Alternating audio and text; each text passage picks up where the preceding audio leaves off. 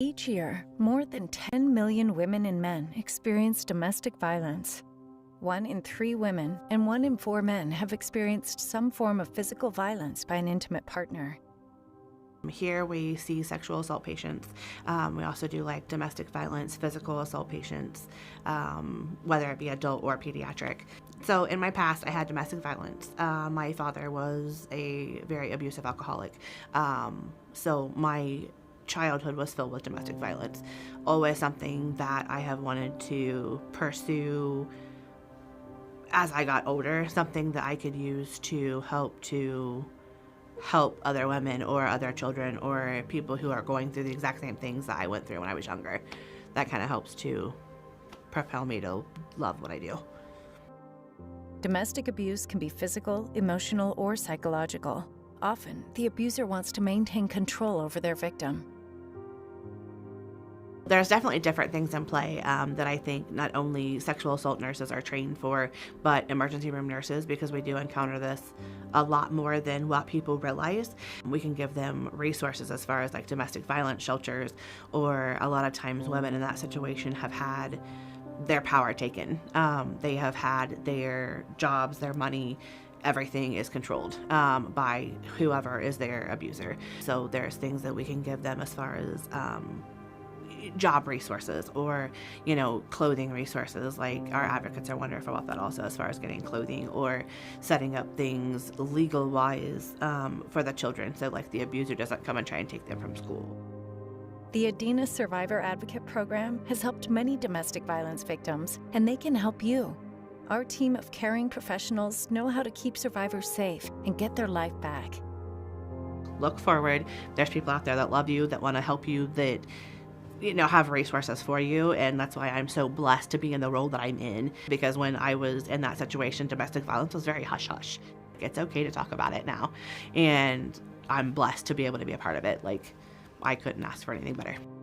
All it takes is a call to 740-779-7263 or visit to any Adena office.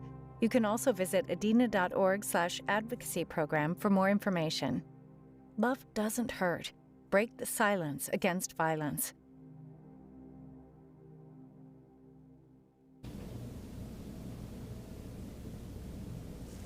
Good afternoon and welcome to today's edition of Living Well with Adena.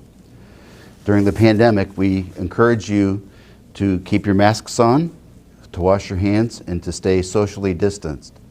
We also have testing stations here at Adena Medical Center. If you're concerned that you have COVID or that you've been exposed to COVID, we offer that during the day at the Packard Medical Education Center. Also, we'll be having more information about vaccine boosters as that becomes more available and the regimens become more standardized. So stay tuned for the COVID information as the weeks go on. So today, I'm Dr. John Gabus. I'm the Medical Director for Community Partnerships. Today's topic is a very heavy topic. It's about domestic violence or interpersonal violence or sexual partner violence, but really the theme is love should not hurt, and that is so apropos. We're going to be talking with several guests today. If you have questions or comments, please put them into the comment section or the chat section of the live stream, and we'll get to those questions. But first, let me introduce our guests today. To my left is Cassie Simmons, Heather Welsheimer, and Annie Howard. And could each of you tell us a little bit about yourself and how you came to fulfill this role? So my name is Cassidy Simmons. I am the Aftercare coordinator here with the Adena Advocacy Program. And I myself am a survivor. And I used to previously work with Heather at another job some years back. And I was looking for a little bit of extra money. And she had mentioned that this is what she does. And, there was some casual advocacy positions open. And I just immediately thought that's what I want to do. I want to help people, so that's why I've decided to do this kind of work. How long have you been doing that? I've been with Adena going on 5 years, I believe. Wow. I started out as a casual advocate, and then the aftercare position came open, and of course I applied for it. I actually was in one career for 18 years and switched over to this when that position became open because I really enjoyed being able to help people and do what I do. So. Okay, thank you, and thank you for doing what you do. Heather, tell us about yourself. I am the program manager of the Advocacy Program here at Adena. Actually, this October I just celebrated my 6th year here with Adena. I was actually hired on as the first casual crisis response advocate Adena had. The Sane nurses had fundraised. So what's a Sane nurse? A Sane nurse is a sexual assault nurse examiner, also known as a forensic nurse. They are specially trained nurses who come in and do trauma-informed medical care, such as evidence collection, forensic photography, and things like that when victims need additional medical care and to just their advocacy. They had fundraised to hire an advocate. They hired me, asked me while I did this role to see if I could try to do something with an advocacy program. And then 6 years later, here we are with a 24-hour crisis response team for the health system and a couple coordinators that have very important roles. Awesome, awesome, thank you. And Annie, tell us about your path to this role. So my name is Annie, and I've been with the advocacy program for about 3 years now. My husband and I moved here about 15 years ago to pastor a church, and while at the church we had somebody disclose interpersonal violence, and we didn't know how to help them. We had no experience with it. And I went to college, and Heather came into the class and was talking about what she does and how they help people. And that led me here. I wanted to make a difference, and I wanted to help people, and I didn't want to be in that same position where I didn't know how to offer help when people came out and reached out for it. So that's why I'm here today. Well, that was a pretty powerful, eye-opening moment for you when you realized that even in your parish family or your congregation family, this is going on. Absolutely. What is the incidence of domestic violence, interpersonal violence, intimate partner violence? What is it a common thing? Do you have any information about that in our region? Here at the health system, we serve an average of around 400 individuals a year, and that would just be the tip of the iceberg of what our community sees, because these are individuals who are either seeking medical care or having conversations with their physicians about not necessarily what's wrong with them, but what's happening to them. But in our community, I would say the incidences are maybe around 3 times that. The thing about domestic violence and sexual assault is only about 10 to 20% of incidences even get reported. So as we see numbers go up, we don't necessarily think that incidences are increasing. It's that we're creating an environment for survivors to report.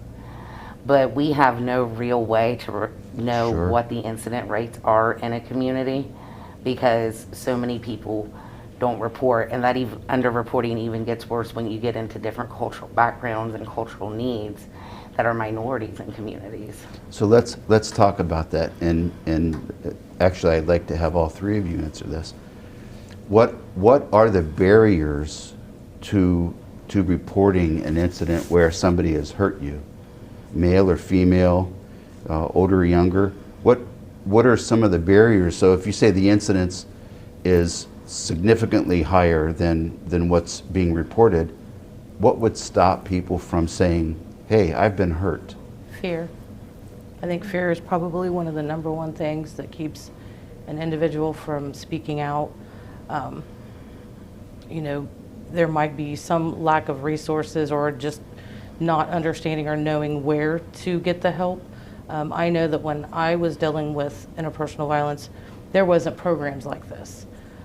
So it was like, where do I go? Who do I run to? I don't know where to start. Will I be homeless if I make this decision? I had small children in the home at the time, and so just being afraid of all of those things, not knowing where to go, repercussions from my perpetrator, those things. I think fear was probably the biggest thing for me, the biggest barrier for me at the time. Access to services, as Cassidy stated, when she was going through this many years ago, this type of program wasn't there. And that's one thing that makes Adena's program unique, is we are integrating these kind of services into healthcare, as well as we're using Adena's regional footprint to get services in rural Southern Ohio, where a lot of times it's over the hills and through the woods to the victim service provider we go. You get in some of these counties, there's one victim service provider that could be up to 20 or 30 miles away from somebody who is having that incident. And it's the same with our law enforcement. You know, we have smaller law enforcement teams in big urban areas, so we get into reporting and stuff. It makes it very difficult. A lot of times victims are asked to come in by law enforcement, and it's not because law enforcement doesn't want to send a detective and all of that. They love to have the resources like SVU or something like that had, but they don't. So you're asking a victim who's just been through trauma to drive maybe 20 miles, who may not have a car, may not have any money, and at that point in time, if they are going to make that report, they're in the most lethal situation of their life. So I think access to services has always been a barrier, especially in the Southern Ohio region. Yeah, I would absolutely agree with both of what they said. You know, we see a lot of patients that don't come in because of the fear, like Cassidy had talked about, you know, what's going to happen to my children? Am I going to be able to keep them? Are they going to be taken away from me? Maybe I don't have a job, so how am I going to be able to make it on my own? Some barrier that we've seen quite a bit lately is pets. You know, if we get you into a shelter, you're probably not going to be able to take your pets, so what can we do with your pets? And so we see a lot of different barriers. Maybe they do have a car, but maybe their keys are taken from them and they don't have access. And so there's quite a few barriers that we see. Wow. And I know with so many issues that have impact across families, stigma is a big issue for not talking about it, or not seeking services, or being ashamed that this has happened to your family. So I would add that fear, lack of services, maybe not knowing what services are available, and the stigma that goes along with that, which is very unfortunate. So could you take us through an episode where you become an advocate for, say, a woman who's the victim of interpersonal violence or intimate partner violence? What would that look like? How do you get the call? What do you do? What services do you provide for that person? Okay, so they would normally come to one of our emergency departments. However, we can go to any doctor's office throughout Adena, and they can also call our program directly if need be. But they would come in, they would start talking with the nurses about what's going on, and they call in one of our advocates to come in and to be that emotional support for them, letting them know how they're going to navigate the night, what's going to happen, what to expect from law enforcement, do we need to do photos, different things like that. And then we just make sure that, you know, if they have questions, that we answer it, and that they just feel supported through the whole experience. So say, then how would the sexual assault nurse examiner get involved? Do they start the process, or do you start the process? Usually the advocates are called in first. Evidence collection has very specific time frames, circumstances. It varies by age. One unique thing about all of our sexual assault nurse examiners at Adena is they are adult and pediatric trained nurses. The pediatric training is a whole different set of training, a whole different requirement. And so depending on the age, all of that varies. So typically they would call the advocate in.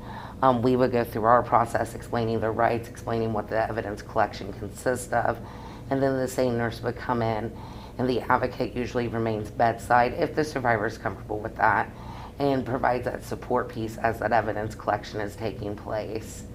And then the same nurse and the advocate together, they'll make phone calls to the appropriate authorities and things like that if different reports and stuff like that need made.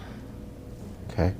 And then I know that if I put myself in the shoes of somebody who is a victim and I rush to the emergency department because I've just been assaulted, I probably don't have many supplies with me, and because of my previous background, I know that for evidence collection, I may have to leave my clothes there. Yes. So what services are available to those folks who are victims of violence, so that they're not demeaned, or they're not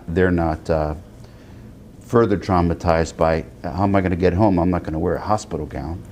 Right. So we offer clothing.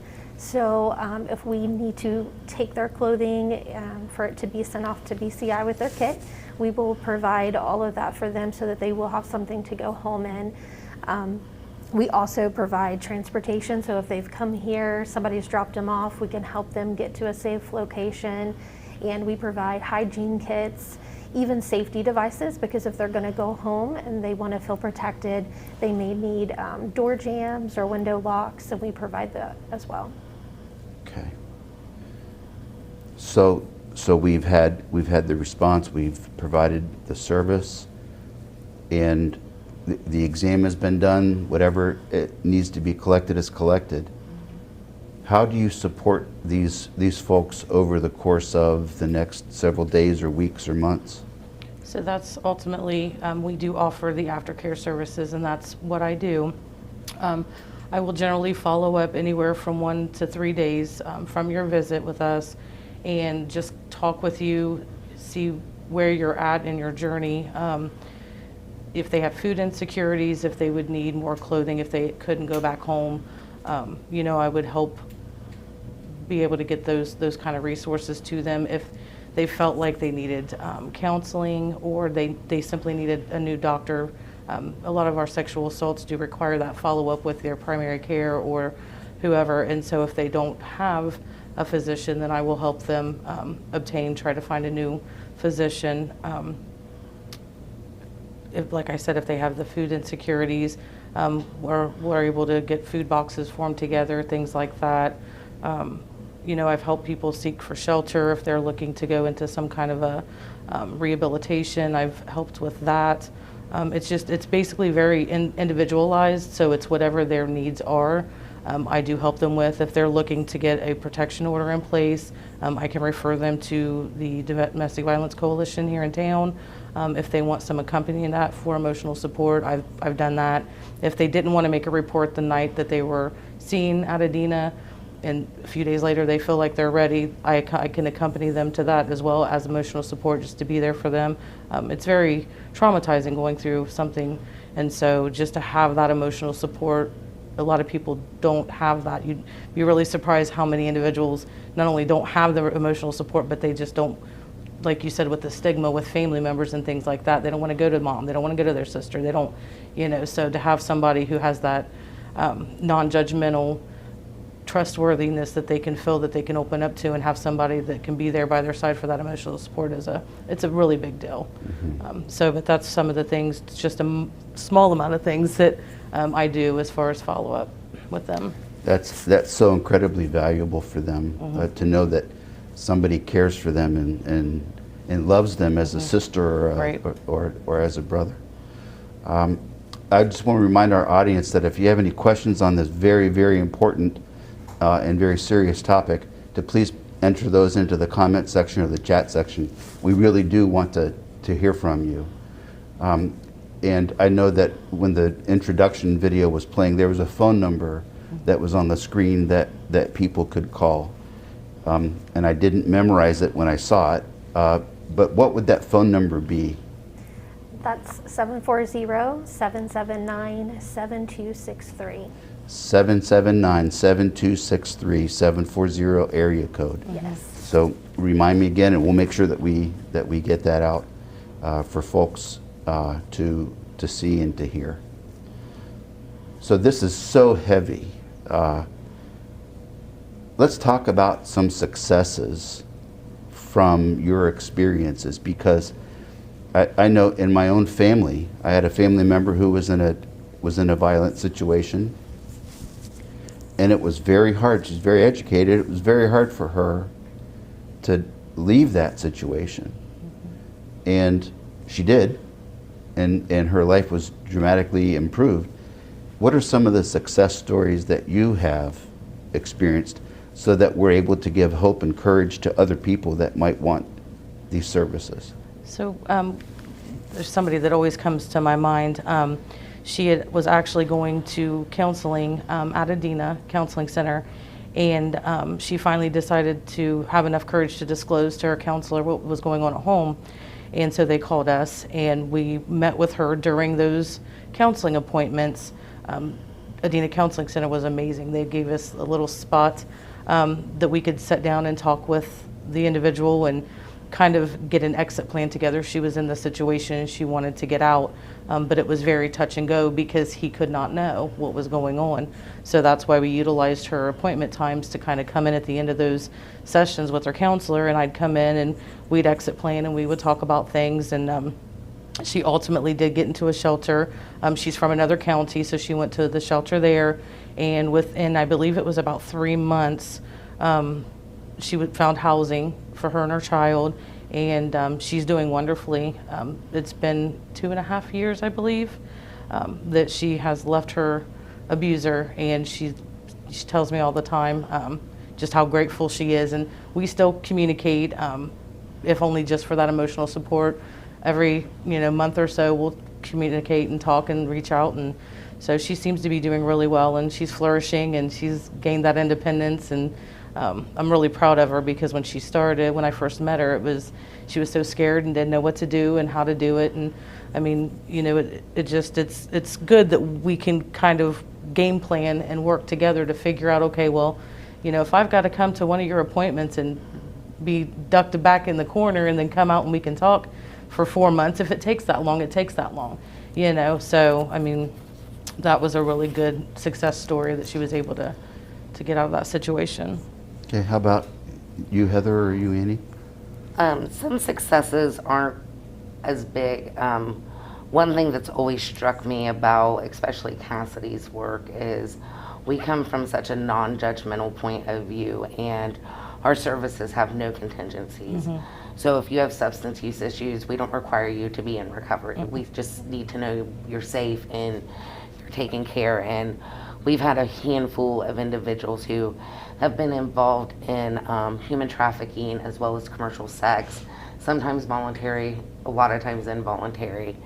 And sometimes we're the only social service provider they're making contact with. Their counselors and case managers are reaching out to us like, have you heard from this person? We don't even know if they're alive. And they'll still reach out to us because they know that if they have a need, just like a hygiene box, or if something really bad has happened and they do need to go make another report on something, they know that we're there for that. And I always count those a success because it just shows that our door's open. Mm-hmm. That's very good. And I had a case where I had a lady that was needing help to get back to family. She was from states away and was in this abusive relationship and was very isolated, didn't know anybody here and didn't have any means to be able to leave. But once she was able to get here, we were able to help assist her. We worked with local organizations here and was able to get her transportation to family, to safety. We were able to help her with things that maybe people don't think about, turning off your location on your cell phone so they can't track you and different things like that. And it was a really good success story. Good, because I know this isn't usually a positive experience for everybody involved. And I know that as a caregiver, as a physician, that whenever you become invested in your client, your patient, it takes something out of you. How do you all take care of yourselves? We practice self-care. Yeah. I mean, from the point somebody becomes an advocate, they build a self-care plan. That's a personalized plan that whether you pray, you meditate, that you put these mechanisms that that if you're going to start getting burnt out. And you get to the points where you get burnt out. I mean, it takes a domestic violence survivor's average of 8 to 10 times to attempt to leave before they successfully leave. And we've had individuals who we've been in on all 8 to 10 times of that attempt. And so you do have those moments that are discouraging and sad. And so we really work with our advocates on their self-care and focusing on that and what they're doing to keep their self healthy. The other thing is we are each other's support systems and advocates. So we can recognize burnout in each other. We are comfortable and we tell each other when we see it, as well as we can all sit down and talk about the weight of what we do. And we do that with our crisis response team too. Yeah, that's so critically important. And knowing going in that you have to develop this plan, yeah, it recognizes the fact that this is a very, very serious issue. Yes. The phone number again for the victim advocates for Adena Health System is 740-779-7623. And where does that 7263. I'm so sorry. That's okay. 7263. Yes. 7263. And where does that number go to? Monday through Friday, that rings directly into our office. 9 times out of 10, you'll get one of us. And you can call and you can tell us as much or as little as you want. The first conversation, you don't even have to share your name. And we can let you know what services are there and what resources are there. If you've been recently sexually assaulted, we can let you know how that's going to look if you decide to come to the hospital and make that report. If you're a domestic violence victim, we can let you know your different options. And we really just want to encourage individuals to call and start that conversation.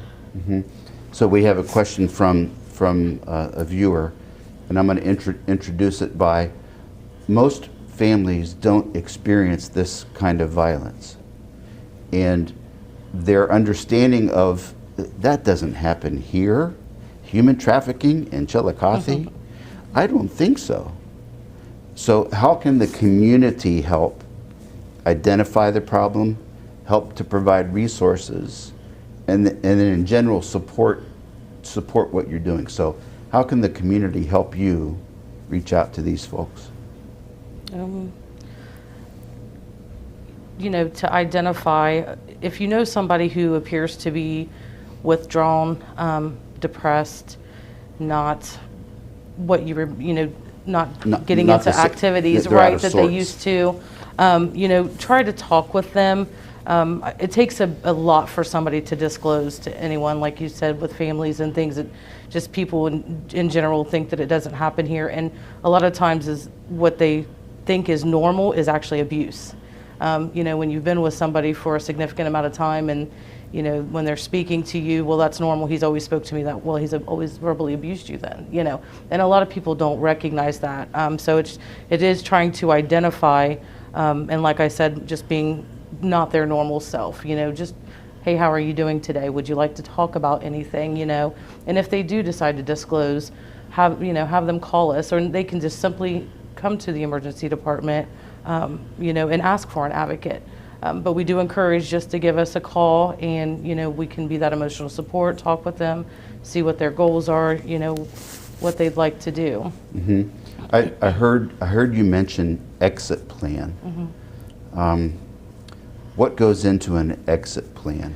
So we've always kind of have this motto, you know how to keep you safe.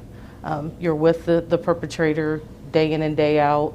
You know what upsets them, things like that. So we always try to sit down with an individual, and again, it is very individualized, and make safety planning goals. Where do you want to be? Do you want to leave in 5 months, 6 months, tomorrow? And so we'll kind of talk through that. If they're ready to go to shelter, we can work on that. If they, have funding where they can save a little bit of money without it being noticed until they get that money to comfortably and safely be able to leave the relationship, then that's what we do. In the meantime, we kind of give them some ideas. Don't if you see your partner getting worked up, don't corner yourself in the kitchen with no ways to exit. Try to keep yourself safe in the home. Keep an extra set of spare keys somewhere, because a lot of times they'll take them keys, they take that cell phone, and I know that not everybody is financially stable for that, but we can sit down and work out a goal-driven plan and follow that. Like Annie said, I even offer, not just at the emergency room, but in my office we have safety devices, extra clothing, personal hygiene items. So even if you would need those kind of things to keep yourself safe in the meantime, we can work through that. We have door alarms, door jams, things like that. Once you do exit and you feel unsafe. I am certified for the Safe at Home program, which is basically hiding your address. So if you would move and you wouldn't want your perpetrator to know where you're going, I can help with that to be able to hide your it's a address confidentiality program, so I can help with that as well. Wow, things that we generally don't even cross our mind that we would need to consider. So Annie, would you say the phone number one more time, because I don't want to mess it up? It is 740-779-7263. Okay. So what are there other ways that community members can help, say a church or a civic organization? You're talking about hygiene kits or clothing. I'm assuming there's always a need for those. Yes, we work with several of the local churches and other community organizations. One thing with the safety planning, the exit planning, the shelter entering, if a survivor needs we have built a network to find it. From a cell phone to replacement locks. What this program connected with our partners have done in some instances has been amazing. But if you are with a local church or another community organization and you provide social services, because especially our faith-based community, that's a cornerstone of social services in this community, and you're working with somebody and you do think that they have something more going on, just tell them about our services. If they're comfortable with you, we will come there. We try to use a model where we go to survivors and not try to have survivors always come to us to remove those access barriers. If you want to help, some local organizations, Epic just did a stuffed animal drive for us and donated a load of stuffed animals. The business women professionals, they have done clothing sweatpant drives for us. The League of Women Voters, almost every January when we do the point in time homeless count, they sew the human trafficking hotline number into gloves and hats that we can disperse to individuals we think might be involved in the commercial sex industry when we're out on the street doing street outreach. So there's 100 ways to get involved. We also have a volunteer program. We use individuals from the community to come in and volunteer. That can be anywhere from office support to doing outreach with our program staff to actually coming in and doing crisis response. Okay, and that's also the same phone number that if Yes. somebody wants to volunteer, 740-779-7263. Correct. Okay, I want to be sure that's available. We're right at about 30 minutes, but we haven't touched on the impact of the pandemic on domestic violence, interpersonal violence. What have you seen over the last year and a half? I think in the beginning of the pandemic, it kind of declined a tad bit. I think individuals were a little nervous to come to the hospital in general. I think since then it's actually picked up quite a bit. When you're kind of quarantined with an individual and they've shut down all these outlets to go and kind of let off steam, it's not happening. So, they're letting off that steam at home. And so I think that it actually has increased quite a bit, especially over the last 6-7 months. And I think that that's pretty much what boosted it, was just people were stuck in the home together, just not able, people have lost their jobs, things like that. I think that that's been a huge impact on the increase as well. It added a lot of pressure on the Yes. family unit, that's Yeah. for sure. Yeah. Okay. Is there a shelter nearby that is available for people when they're ready to implement their exit plan? Is there a shelter system that is available to them locally? Yes, so we locally work with our Ross County Domestic Violence Shelter, and we can work with local partner counties, that are near us, that have some really good shelters as well. And then we have worked with some community action programs that has helped us in assisting with some hotel stays until we can link them into a shelter. And so we do have some local shelters that we participate with and that we use quite frequently. Okay. And one last topic, and I'm somewhat hesitant to bring it up because I think it could be a whole session in itself, and that's the impact on children. So children who grow up in a household that witnessed this, I know that they're likely to keep it going in the next generation where they've learned the wrong way to approach. Over 25% of the survivors we served in just this year, and this number stays around the same, identified as being having prior victimization. A majority of them disclosed that victimization took place in childhood. So it does. When a child grows up in a home where they see domestic violence, it can go either way. They have a higher rate of becoming a perpetrator, or they have even a higher rate of becoming a victim themselves in adulthood. And so that is one of the reasons why it's important to break that violence of cycle, because when a survivor gets the courage to go from a victim to a survivor and break that cycle, they're not only breaking it for themselves, they're breaking it for their children as well. Mm-hmm.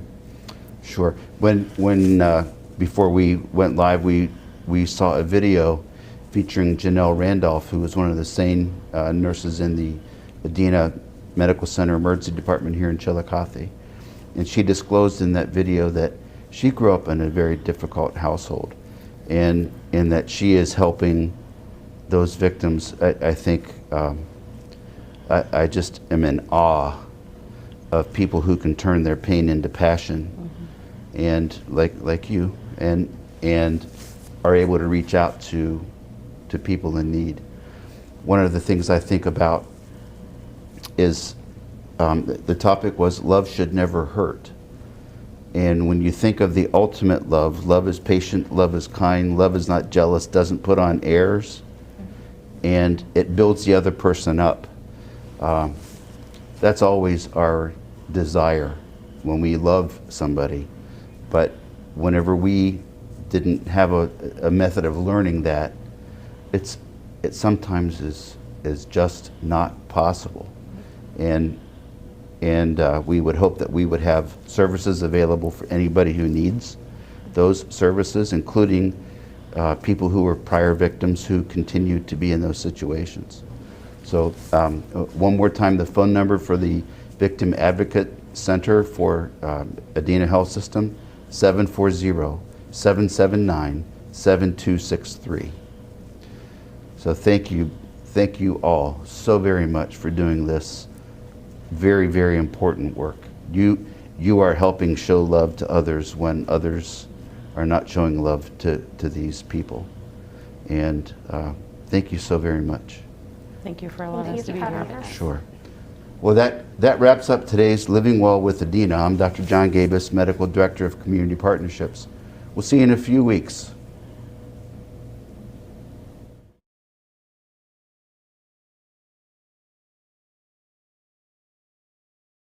Or men have experienced some form of physical violence by an intimate partner. Here we see sexual assault patients. We also do like domestic violence, physical assault patients, whether it be adult or pediatric. So in my past, I had domestic violence. My father was a very abusive alcoholic. So my childhood was filled with domestic violence. Always something that I have wanted to pursue as I got older, something that I could use to help other women or other children or people who are going through the exact same things that I went through when I was younger. That kind of helps to propel me to love what I do. Domestic abuse can be physical, emotional, or psychological. Often, the abuser wants to maintain control over their victim. There's definitely different things in play that I think not only sexual assault nurses are trained for, but emergency room nurses, because we do encounter this a lot more than what people realize. We can give them resources as far as like domestic violence shelters, or a lot of times women in that situation have had their power taken. They have had their jobs, their money, everything is controlled by whoever is their abuser. So there's things that we can give them as far as job resources, or clothing resources. Like our advocates are wonderful about that also, as far as getting clothing or setting up things legal wise for the children, so like the abuser doesn't come and try and take them from school. The Adena Survivor Advocate Program has helped many domestic violence victims, and they can help you. Our team of caring professionals know how to keep survivors safe and get their life back. Look forward. There's people out there that love you, that want to help you, that have resources for you. And that's why I'm so blessed to be in the role that I'm in, because when I was in that situation, domestic violence was very hush-hush. It's okay to talk about it now. And I'm blessed to be able to be a part of it. Like, I couldn't ask for anything better. All it takes is a call to 740-779-7263 or visit to any Adena office. You can also visit adena.org/advocacy program for more information. Love doesn't hurt.